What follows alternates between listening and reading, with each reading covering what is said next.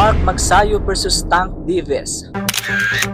Sumabog nga po ang balita kahapon mga idol sa posibilidad na maglaban si Mark Magsayo kontra superstar na si Tank Davis. Ayon nga po sa post ng Viva Promotion mga idol, si Magsayo daw ang number 1 na papalit kung sakaling hindi matutuloy itong si Lamon Roach. Para po sa mga hindi nakakaalam mga idol, nakataktang magharap itong si Davis at Roach ngayong March 1. At kung matatandaan natin, nagpahiwatig itong si Roach kamakailan lamang na hindi matutuloy sa laban. At kung sakaling hindi nga matuloy itong si Roach mga idol, nandyan agad si Magsayo para replacement para matuloy lamang ang laban. Dahil nga sa pasabog na balitang ito mga idol, kaya naman maraming mga Pinoy fans ang biglang na-excite sa laban na ito. Ang malaking katanungan lamang mga idol kung kakayanin ba ng ating pambato na si Mark Magsayo ang isang Tank Davis na eksplosibo at isang knockout artist na may kartada sa kasalukuyan 30 wins, 0 loss, 28 KOs. Habang may kartada naman ang ating pambato na si Magsayo na 27 wins, 2 losses,